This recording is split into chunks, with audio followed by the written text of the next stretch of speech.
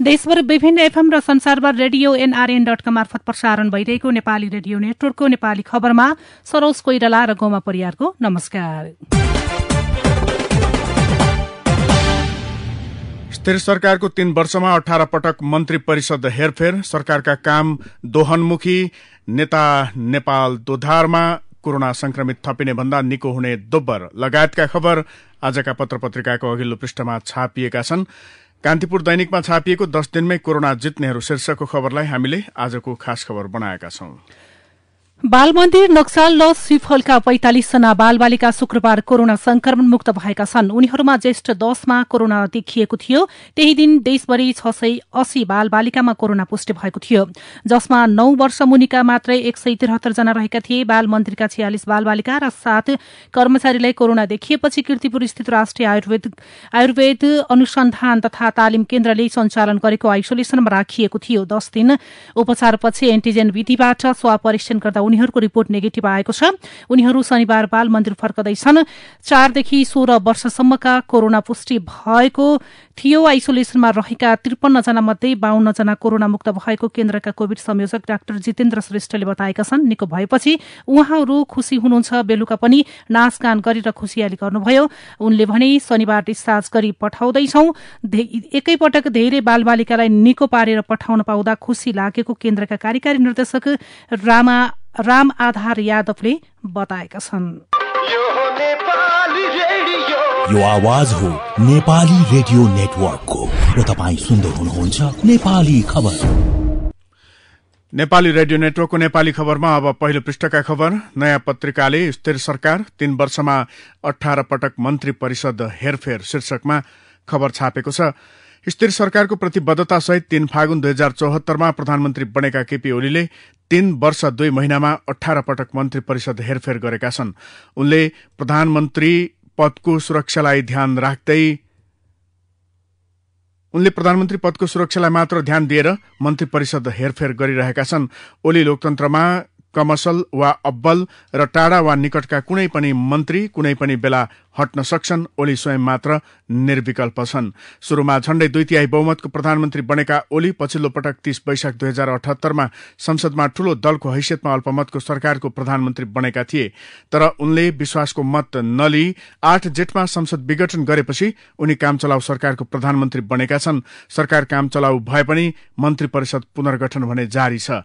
3 फागुन 2074 मा प्रधानमन्त्री भएका ओलीसँगै जनसंख्या तथा वातावरण मन्त्रीका रूपमा लालबाबु पण्डित र महिला बालबालिका तथा समाज कल्याण मन्त्रीको रूपमा थममाया थापाले शपथ लिएका थिए। 14 फागुनमा उनले 4 मन्त्री थपेका थिए। ईश्वर पोखरेलले रक्षा, रामबहादुर थापाले गृह, मातृका यादवले उद्योग, वाणिज्य तथा आपूर्ति र डाक्टर युवराज खतिवड़ाले अर्थ मन्त्रालयको जिम्मेवारी पाएका थिए। 2 चैतमा मन्त्री परिषद विस्तार गर्दै उनले प्रदीप गेवालीलाई परराष्ट्र, वर्षमान पुनलाई ऊर्जा, गिरिराजमणि पोखरेललाई शिक्षा, रघुवीर महासेठलाई भौतिक पूर्वाधार तथा यातायात, गोकर्ण विष्टलाई श्रम र शक्ति बस्नेतलाई वन मन्त्रालयको जिम्मेवारी दिएका थिए। त्यस्तै जगत बहादुर सुनार युवा तथा खेलकुद, रविन्द्र अधिकारी पर्यटन तथा नागरिक उड्डयन, शेरबहादुर तामाङ कानून न्याय तथा संसदीय मामिला, चक्रपाणी खनाल कृषि, भूमि व्यवस्था तथा सहकारी र बिना मगर खानेपानी मन्त्री भएका थिए। सोही दिन 4 जनाले राज्य मन्त्रीको शपथ खाएका थिए।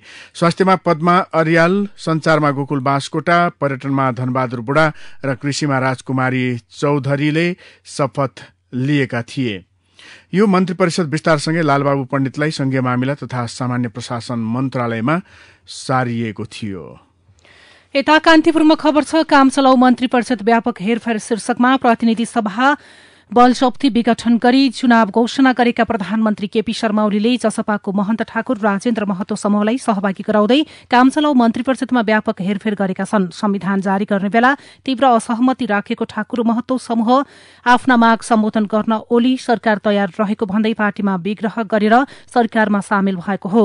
प्रधानमन्त्री ओलीले अर्थमन्त्री विष्णु पौडेल, शिक्षा मन्त्री कृष्ण गोपाल श्रेष्ठ, भौतिक पूर्वाधार तथा यातायात मन्त्री बसन्त कुमार नेङमाङ र कानून मन्त्री लीलनाथ श्रेष्ठ गरी 4 जना बाहेक पुराना सबै मन्त्री हटाएका छन्। जसपाका 10 र एमालेका 2 जना नयाँ मन्त्री थपेका छन्। 17 सदस्यीय मन्त्री परिषदमा 3 जना उपप्रधानमन्त्री भएका छन्। 2074 को प्रतिनिधि सभा चुनावपछि प्रधानमन्त्रीको जिम्मेवारी सम्हाल्दा उप प्रधानमन्त्री नराख्ने उद्घोष गरेका ओलीले आफ्नै बाछाबाट विचलित भएर 2 हुँदै अहिले उप प्रधानमन्त्रीको संख्या 3 पुर्याएका छन्। यसअघि उपेन्द्र यादव सरकारमा सहभागी हुँदा उनी र ईश्वर पोखरेल गरी 2 उप प्रधानमन्त्री थिए। यादव हटेपछि एक्लो उप प्रधानमन्त्री रहेका पोखरेल शुक्रबारको पुनर्गठनमा बाहिरिएका छन्। ओलीले विष्णु पौडेल, रघुवीर महासेठ र राजेन्द्र महतोलाई उप प्रधानमन्त्री बनाएका छन्। संविधान जारी भएपछि पहिलो पटक प्रधानमन्त्री भएका बेला ओलीले 6 जनासम्म उप प्रधानमन्त्री राखेका थिए। 2069मा बाबुराम भट्टराईको सरकार ढलेसँगै सत्तासँगको सम्बन्ध तोडेका ठाकुर महतो धारका नेताहरूले 9 वर्षपछि विगतमा आफैले मधेसप्रति असहिष्णु करार गरेका ओलीसँग सत्ता साझेदारी गरेका हुन्।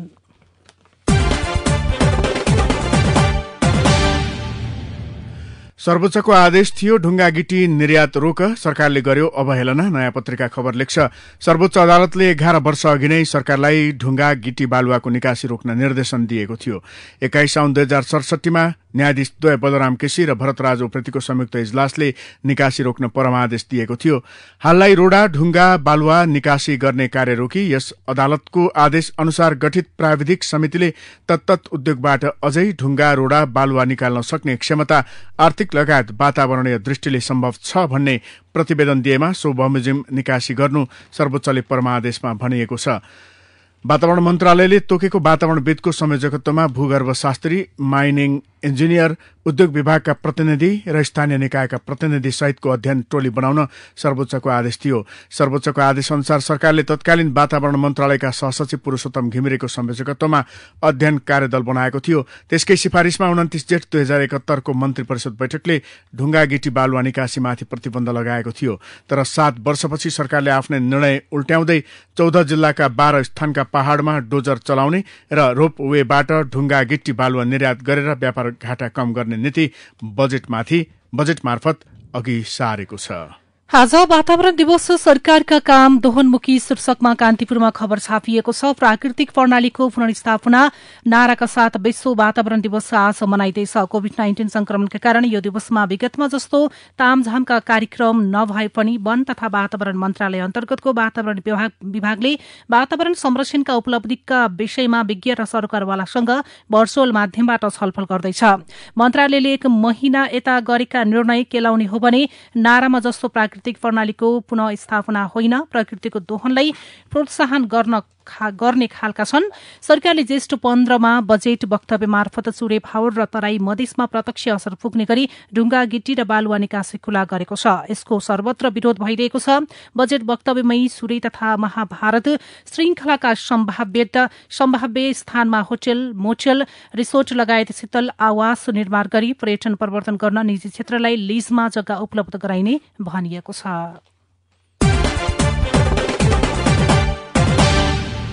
विपक्षी गठबन्धनले केपी ओली नेतृत्वको सरकार एकपछि अर्को धाँधलीयुक्त र भ्रष्ट कार्यमा व्यस्त रहेको निष्कर्ष निकालेको छ।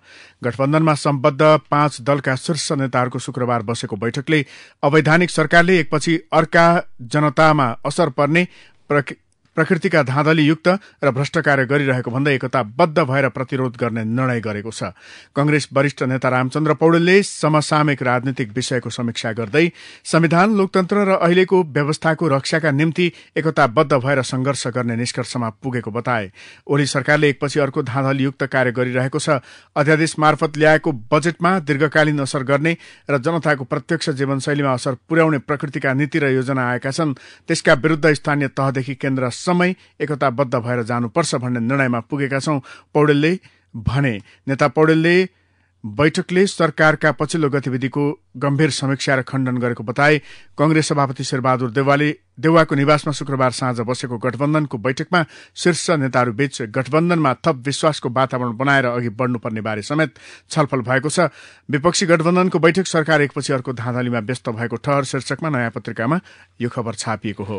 यता अन्नपूर्णमा खबर छापिएको छ। नेपाल दोधारमा शीर्षकमा एमाले नेता माधव कुमार नेपाल आफ्नो पक्षका नेताले 2 थरी सुझाव दिएपछि दोधारमा देखिएका छन्। नेपाल पक्षको 2 दिन चलेको बैठकमा अन्तिम अवस्थासम्म पार्टी एकतामा जोड़ दिनुपर्ने र नयाँ पार्टी बनाएर जानुपर्ने गरी 2 धार देखिएको छ। एउटा निष्कर्षमा पुग्न राखिएको बैठकमा 2 लाइन देखिएपछि के भनेर के गर्ने भनेर नेपाल दबावमा परेका छन्।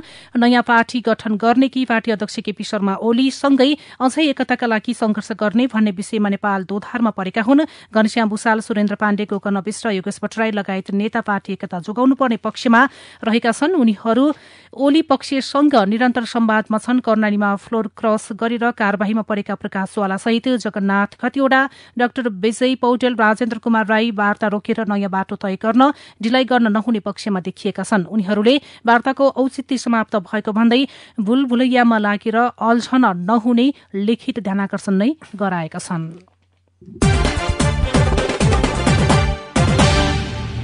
विगत 2 साता यता दैनिक थपिने संक्रमितहरूको संख्यालाई निको हुनेको संख्याले उछिनेको छ। लगातार 14औं दिन शुक्रबार 8663 जना कोरोना संक्रमण मुक्त भएका छन् भने नयाँ थपिएका संक्रमितको संख्या 4624 रहेको छ। हालसम्म 5,81,560 जनामा कोरोना संक्रमण पुष्टि भएकोमा 4,76,130 जना निको भइसकेका छन्। 31,21,120 जनाको पीसीआर परीक्षण गरिएको छ। अहिले निको हुने दर 81.9% छ। यो दर अफगानिस्तान, भूटान, मालदिव्स र श्रीलंका भन्दा बढ़ी हो भने बंगलादेश, भारत र पाकिस्तान भन्दा कम हो। बंगलादेश र भारतको निको हुने दर 92.5 र पाकिस्तानको 91.8% छ। विगत 24 घण्टामा 14,182 जनाको पीसीआर परीक्षण गर्दा 4,624 जनामा र 6,631 जनाको एन्टिजेन विधिबाट परीक्षण गर्दा 2,029 जनामा कोरोना संक्रमण देखिएको छ। थपिने भन्दा निको हुने दोब्बर शीर्षकमा गोरखापत्रमा यो खबर छापिएको छ। सर्वोच्चको पूर्ण बैठक संवैधानिक इजलास सञ्चालन नियमावली तत्काल संशोधन नहुने वरिष्ठताकै आधारमा इजलास गठन गर्न प्रधान न्यायाधीश सहमत शीर्षकमा हिमालय टाइम्समा खबर छापिएको छ। प्रतिनिधि सभा विघटनको मुद्दा हेर्ने संवैधानिक इजलास गठनको प्रयोजनका लागि नियमावली संशोधन नहुने भएको छ। सर्वोच्चका सबै न्यायाधीश सम्मिलित फुलकोटको शुक्रबार जुममा बसेको अनलाइन बैठकले वरिष्ठतम न्यायाधीशलाई राखेर संवैधानिक इजलास गठन गर्न कुनै बाधा नरहेकाले नियमावली संशोधन गर्नु नपर्ने निष्कर्ष निकालेको छ। यो आवाज हो नेपाली रेडियो नेटवर्कको र तपाईँ सुन्दै हुनुहुन्छ नेपाली खबर। नेपाली खबरमा अब भित्री पृष्ठका खबर। गाउँपालिकाहरूले थप आर्थिक दायित्व सिर्जना हुने गरी सरकारले बजेट वक्तव्य मार्फत प्रस्ताव गरेका कार्यक्रम कार्यान्वयन नगर्ने घोषणा गरेका छन्। स्थानीय तहले कार्यान्वयन गर्नुपर्ने शर्तमा नयाँ कार्यक्रम घोषणा गर्ने तर बजेट नदिने सरकारी नीतिको विरोध गर्दै संघीयताको भावना विपरीत आर्थिक दायित्व वहन गर्न नसक्ने भनाई गाउँपालिकाहरूले सार्वजनिक गरेका छन्। कच्चा पदार्थ निकासी गर्ने उद्देश्यसहित लुम्बिनी प्रदेश सरकारले रूपन्देही र पाल्पाको सिमानामा रहेको सिद्धबाबा क्षेत्रको पहाड़ काट्ने प्रस्ताव संघीय सरकारलाई पेश गरेको छ। नयाँ बजेटमा अर्थमन्त्री विष्णु पौडेलको ढुंगा गिटी निकासी गर्ने योजनासँगै प्रदेश सरकारको प्रस्ताव पनि स्वीकृत हुने देखिएको छ। प्रदेश सरकारले रूपन्देही र पाल्पाको सीमा क्षेत्रको सिद्धार्थ राजमार्ग माथिको डाँडा काटेर कच्चा पदार्थ स्वदेशमै व्यवस्थापन गर्ने र बचेको निर्यात गर्ने गरी प्रस्ताव पेश गरेको हो। सरकारले हरेक पुष 11 गते ज्येष्ठ नागरिक दिवस मनाउने भएको छ। मन्त्री परिषद बैठकले पुष 11लाई ज्येष्ठ नागरिक दिवसका रूपमा मनाउने निर्णय गरेको छ। नेपाल संस्कृत विश्वविद्यालय दाङले प्राकृतिक चिकित्सा तथा योग विज्ञानको पाठ्यक्रम तयार पारेको छ। विश्वविद्यालयका उपकुलपति प्राध्यापक डाक्टर यादव प्रकाश लामिछानेले विषयगत समितिबाट स्वीकृत गरी नयाँ पाठ्यक्रम चिकित्सा सेवा आयोगमा पठाइने बताउनुभयो। पछिल्लो समय खानेतेलको मूल्यमा कीर्तिमानी बनेको छ। अन्य खाद्य वस्तुको मूल्यमा सामान्य उतार चढ़ाव देखिए पनि खाने तेलको मूल्य छोई नसक्नु छ। 2.5 महिना यता लिटरमै 75 रुपियाँसम्म मूल्य बढ़ेको खुद्रा व्यापार संघका महासचिव अमूल काजी तुलाधरले बताएका छन्।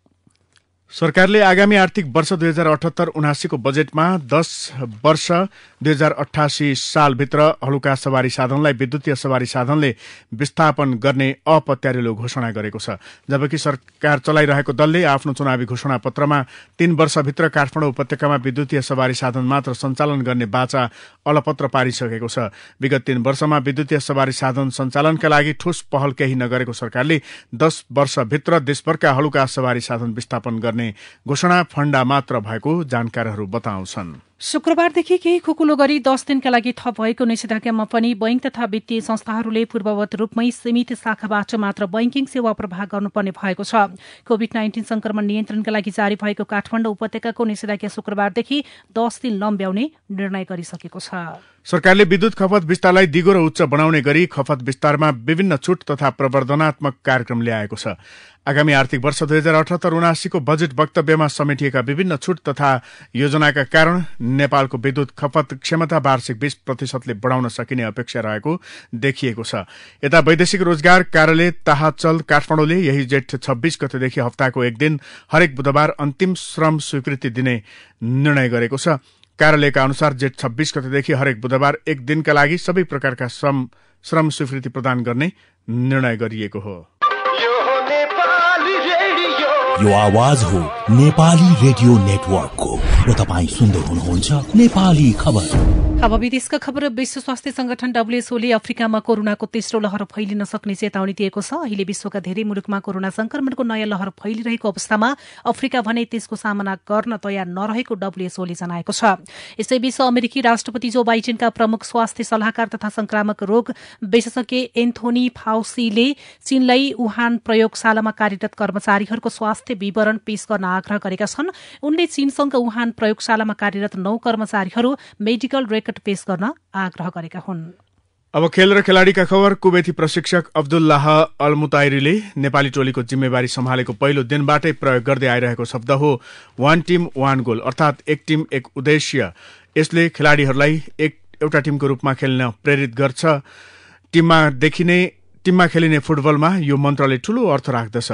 खेलाड़ी व्यक्तिगत रूपमा जति नै सक्षम भए पनि टिमसँग मिलेर खेल्न सकेन भने सफलता मुस्किल पर्ने हुने गर्छ। प्रशिक्षक अल्मुताइरीको यो मन्त्रले नेपाली टोलीमा पनि ठूलै प्रभाव परेको देखिएको छ। उनको नेतृत्वमा नेपालले खेलेको पछिल्लो 2 खेलमा गरेको प्रशंसनीय प्रदर्शनले पनि टोलीमा उनको प्रभाव देखाएको छ। मैदानभित्र र बाहिर नेपाली टोली एकजुट देखिएको छ। अझ महत्वपूर्ण पक्ष प्रशिक्षक अल्मुताइरीको नेतृत्व र शैलीसँगै पछिल्ला 2 खेलमा प्राप्त नतिजाबाट खेलाड़ीहरू उत्साहित देखिएका छन्। उता लेग स्पिनर सन्दीप लामिछानेले शुक्रबार बेलायतको भिसा प्राप्त गरेका छन्। भिसा प्राप्त गरेसँगै सन्दीपलाई T20 ब्लास्टर र द 100 बल प्रतियोगिता खेल्न बाटो खुल्ला भएको छ। यद्यपि सन्दीपले बेलायतमै 9 जुनदेखि 18 सेप्टेम्बरसम्म चल्ने T20 ब्लास्टरमा सहभागिता जनाउन धेरै समस्या झेल्नुपर्ने देखिन्छ। T20 ब्लास्टरको सुरुकै खेलमा आबद्ध हुन सन्दीप मेको अन्तिम सातामै बेलायत पुग्नुपर्ने थियो, तर भिसा समयमै प्राप्त गर्न नसक्दा सन्दीपले केही समस्या झेल्नुपर्ने उनका एजेन्ट शिवाकोटीले जानकारी दिएका छन्। अब विचार विश्लेषणको पालो। नयाँ पत्रिकामा छापिएको छ सोमत घिमिरेको विचार।